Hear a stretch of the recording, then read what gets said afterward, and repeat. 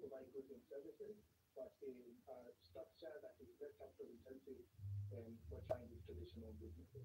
So really for us, we're targeting businesses that can serve the rapidly growing population of Africa, and really provide goods and services that are not provided by be it government or traditional business models. And so, how do you identify the businesses that you choose to support? And then we can talk about now the funding specifically and how that works. So, how do you identify them?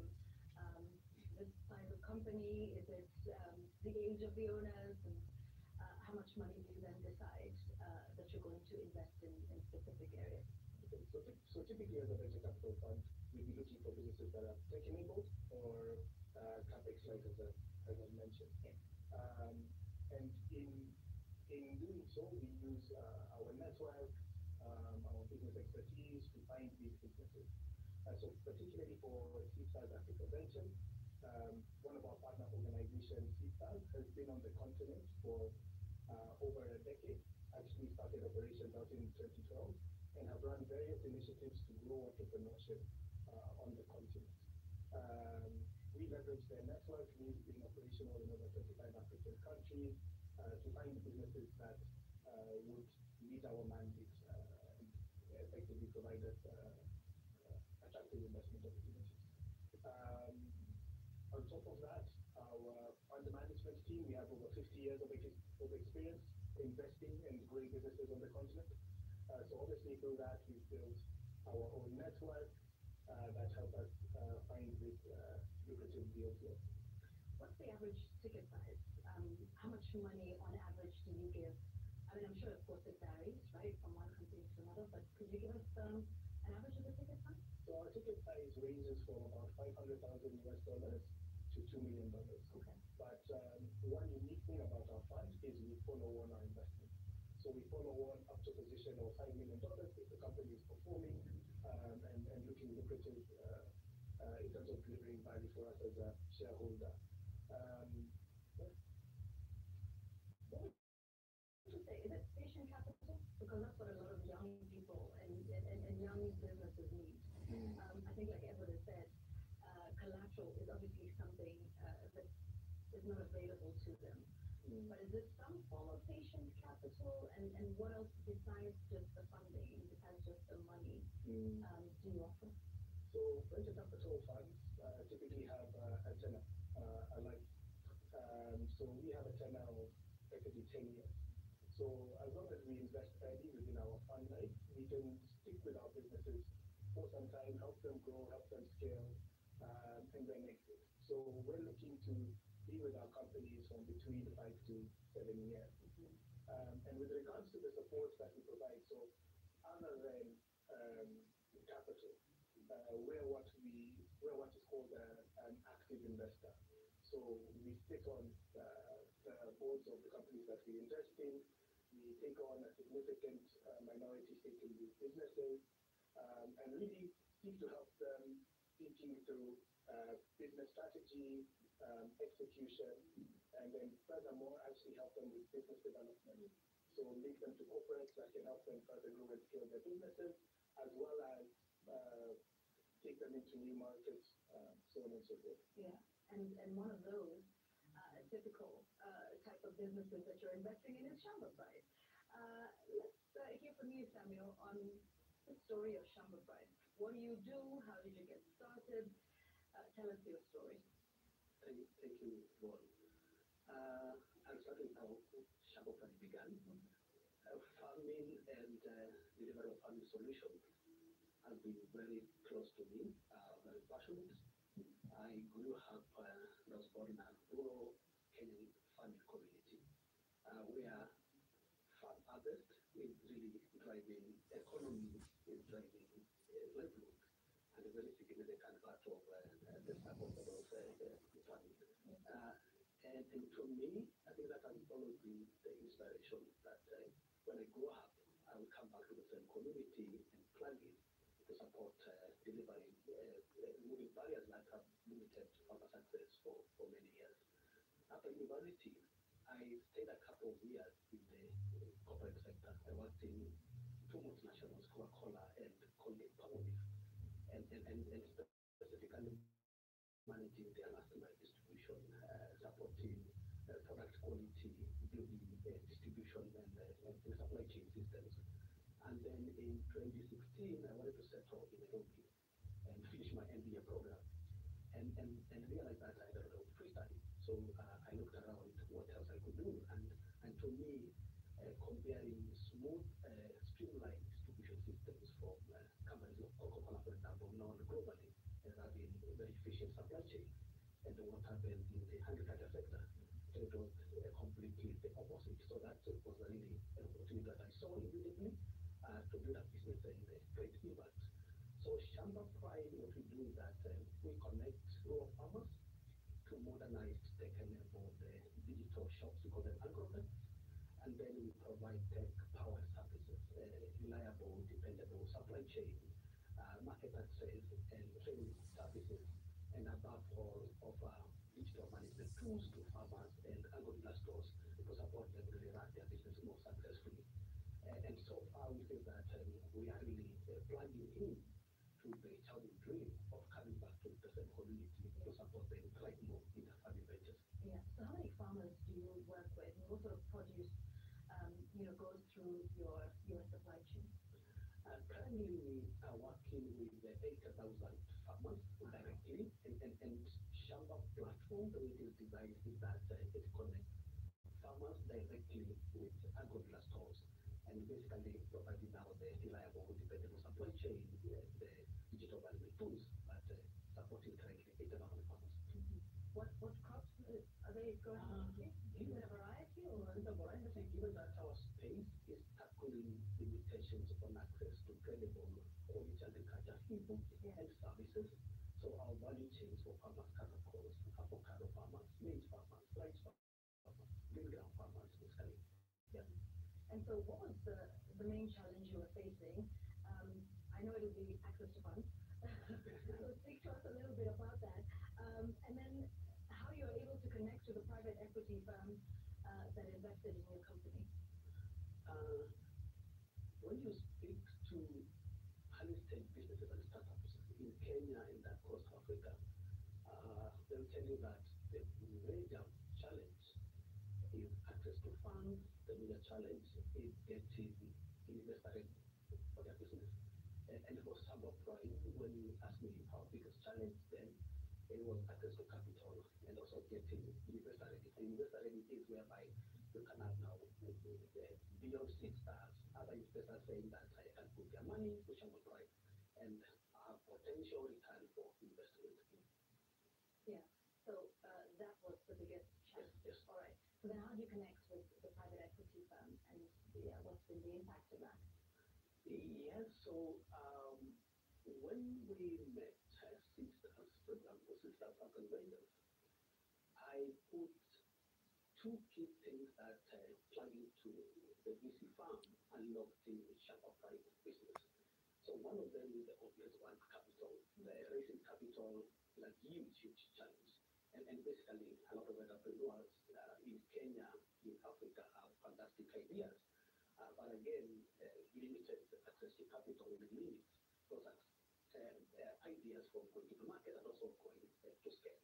So accessing capital, one, unlocked a lot for Shamba Pride. One of the things I pick, for example, is 3 years down the line, our employees have grown from average of 4 employees. Now we have 58 plus employees. Within 3 years, our revenues have grown 8 times in a couple of 3 years. And we feel that taking the kind of practical things we can pick and impact of plugging into the firms like sisters.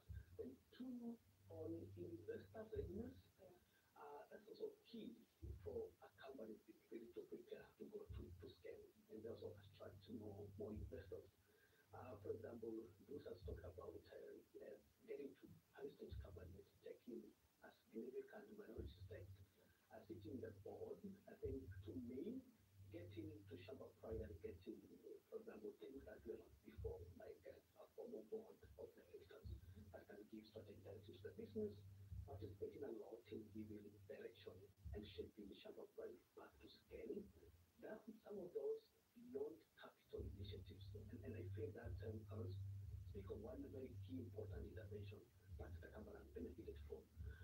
We have had multi-layered technical assistance initiatives. They, Boost Africa has been one of the key ones that our teams have gone through a couple of times.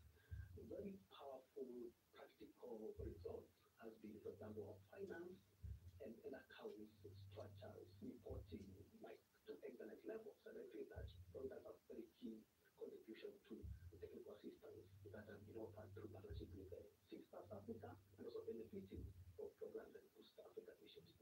Yeah, and maybe that's one of the questions we always talk about when we talk about money. Because it's one thing to throw money at the problem, but there's a lot more than just funds. Are these some of the gaps that Boost Africa is seeking to bridge amongst the African entrepreneurs, investor readiness, amongst others? Yes, definitely. I think I would say the unique thing about Boost Africa is twofold. One is indeed that apart from providing capital, it's providing technical assistance. I'm not going to repeat what Samuel and Bruce just said, but I think it's very important to train some African entrepreneurs need those skills to how to sell yourself to an investor, how to write a business plan, etc., etc. So that is one unique aspect. The other unique aspect is there is a big gap in terms of what amount of private capital comes to Africa. You mentioned it in your introduction, roughly 2% of private capital is coming to Africa. But Africa represents 18% of the global population. So this is a huge perceived gap, or this is a big gap that I think it's largely a perceived risk why it keeps people from investing here. So Boost Africa tries to address that. The way we try to address this is by making an investment in the funds that we support less risky. So we're investing in the junior tranche, trying to de-risk the investment for other investors, so to make them more eager to come into these funds. Mm-hmm.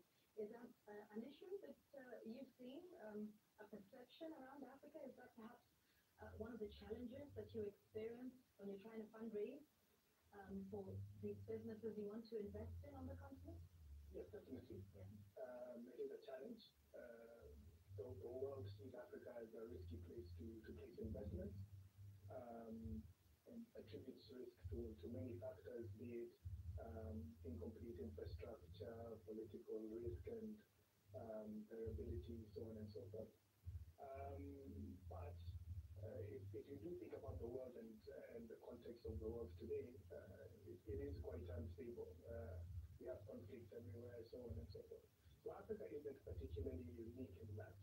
And I think as fund managers, we really need to show the opportunity that Africa has, having the world's youngest population, having some of the world's highest economic growth rates, having a population that is highly educated, and really show how that is a unique opportunity for businesses to grow and scale. I think a particular aspect of VC that is strong in Africa is that really the African population has goods and services that they need that are not being provided, and VC can actually help plug in those gaps. You'll find venture capital in the modern or Western world tends to create solutions for existing business challenges, but at the same time, some of these are not as needed as the kind of problems that are being solved in Africa. Venture capital today in Africa is solving problems such as access to clean cooking solutions, provision of water, internet access. These are basic needs, and therefore businesses or value can be created from them. Yeah. Is there a particular challenge you see? So we talked about the perception of risk globally when you're trying to fundraise, on the global stage for Africa. But are there some specific challenges that you see with some of the startups or those that come to you seeking funding that you think Boost Africa can bridge? Well, I think the problems that you find with startups, be it in Africa, are very similar to what you find on the global scale. So typically you'd be having problems with corporate governance, generally speaking. So companies companies well run? Do they have processes to run the operations? Are they well licensed? So on and so forth. That's a problem that you find in most startups across the world. And then, lack of long-term vision or a need to build a long-term vision and sustain it. So I think the problems are similar across the world. I wouldn't say that African startups are particularly unique. Okay, all right. And one of those is, of course, like you were saying, you have a minority stake in the company, so you actually invest in it beyond just giving funds to sort of help build that capacity with the entrepreneurs. Yeah, so ensuring that we have a significant stake in the company is us buying into the company, Yes. And therefore needing to make sure that the company becomes a success. Yeah. Yeah.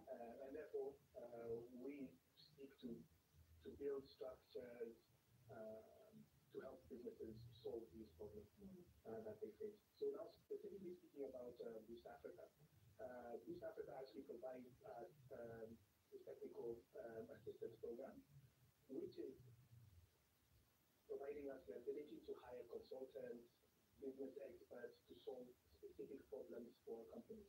So yes, we are fund managers with significant experience, but we can't solve all problems and specific problems, be it the business is thinking about their marketing strategy, be it the business is figuring out how to acquire customers and so on. So we can leverage this technical facility to get consultants in to help these businesses solve these problems, and top-tier consultants that have helped businesses across the world grow and scale. Yeah, and that's what you were able to experience, Daniel, with some of that top-tier consultancy services? Yeah, sure. That's what we have experienced. To me, when you leverage and unlock the potential of what capital can do, that's one, and also two, what human capital can do, and that's the part that Bruce is talking about, where beyond the capital that is put on the table, I think that's really the pride of the sister team. They look at how much more they can support the team to grow, how much more they can support the business to get more, attract more capital. Attracting more capital is getting more invested in it. How much more they can support the business to have more structures, more like corporate governance speaking about. And I think that is exactly what we have really been able to take through that day. Yeah, and the idea of making yourself investor ready, some of that needs to happen before you can catch the eye of Seedstars and Boost Africa. Even on a scale where, now from your experience, where a startup or a venture doesn't have that much money to deal with, because I understand at the beginning of a business, you just want to keep the lights on, right? You want to keep it running. I get that. Do you think there are some things that a small startup can do towards trying to build even a framework of structure that then starts to get them towards being investor ready? Maybe stuff that you can do before you even get the big buck. Yeah, so one of the things that probably entrepreneurs thinking about building or even building some cool stuff outside there is that micro enterprises, small businesses like Shamba Pride, in any economy, they play a big role. For example, whether it's creating employment, for example, Kenya is a very good case, like many other African countries. Huge employment is driven by small micro enterprises, the same way they're driving economies. So that's a very important space that Shamba is playing, and many other entrepreneurs there who are really looking at building businesses.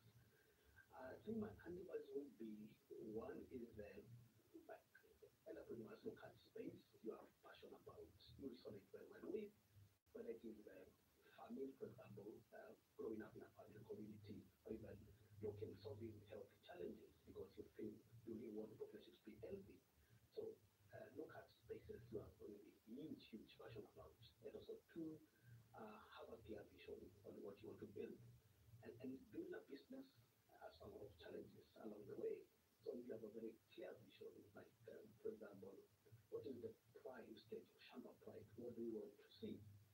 Thriving farming communities, really generating more return for their value ventures. And these two has become now the best inspire every day, that motivates you to keep going each and every day. And also, three is don't build alone. We have ecosystem, for example, in Kenya. It's full of many players who are looking at supporting early stage entrepreneurs, even beyond venture capital funds like Sisters, Stephen. We have accelerators in the space. I think a few of them, as mentioned, for example, Growth Africa have done some fantastic work. Before you have done fantastic work. They embrace young entrepreneurs with just ideas and prepare them on how to pitch. They prepare them on how to keep simple financial records. They prepare them on how to form a team. I think look at that space and don't be alone. Like look at the ecosystem, what other people are doing to support young entrepreneurs. And those are some of the things that I can speak to entrepreneurs as we build Filipino culture. And then also, lastly, build a pipeline. I think that's how I get connected with Sisters. Build a pipeline not only of potential in the space, venture capital firms, potential funders, send cold emails, even without them knowing them, even wait a week or two, do a reminder from an email. To me, I think as you do that, you realize that you start actually picking up. And capital funds like Sisters will start identifying many others in the space. They want really bold entrepreneurs to come up and dare really to build. A lot of people are really looking at supporting these ideas, but you need to come out and dare to build. Right, right. And there's lots of things that you can do even before you get all that money. Like you say, don't build alone. Have a team with you. Maybe if we talk about the program, Boost. Edward, what would you say has been the program's impact so far in terms of the jobs you've created, the innovation that's come out of it, and growing the startup scene in Kenya and in Africa? Yeah, well, in terms of actual numbers, the program is now fully committed. We've invested 70 in 6 funds. Those funds have already raised 382 million euros, but some of them are still fundraising, so we expect that number to go up further. More than 70 companies have already been supported, and many of them are growing fast, creating jobs, growing revenues. At the end of the program, we expect more than 120 companies to have been supported, and to date, more than 50,000 jobs have been created or sustained by the program. So that in itself is already a success. However, I think the real success will be, let's say, seen in the future, because what we like to see is that funds like Seedstars and other funds are becoming such a success that in the future they don't need a junior tranche, they don't need public sector support. They are commercially so attractive that people want to invest in them, and they can raise more capital and support more companies like Shamba Pride. We've seen many other success stories already. For example, in Kenya, another investee of Seedstars is Power Internet, really changing lives of people in underserved areas, enabling them to generate income through their mobile connection and good, let's say, internet connectivity at affordable rates. So plenty of innovation going on in the program, plenty of companies being supported, and so far we're very happy. We think it's a successful program, and we're looking forward to expand it. Yeah, and I'll come back and talk about what that expansion looks like. For those who are just hearing about this, for the first time now, you've been added to Boost Africa. I believe your investment started in 2020. Yes, that's right.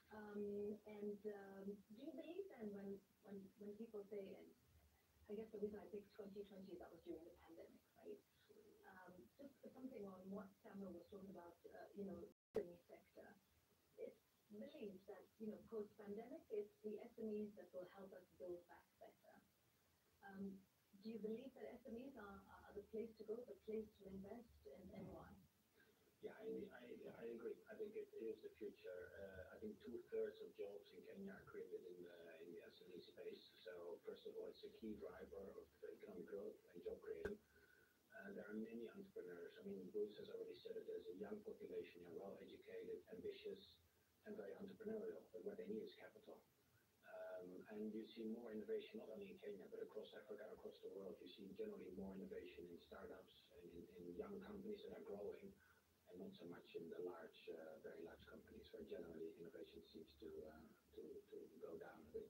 Yeah. So yeah, we definitely believe in SME sector, and this is also where you can achieve good returns because these companies can still grow exponentially, which again is more difficult when companies grow bigger. Yeah, yeah, for sure. You know, in the SME space,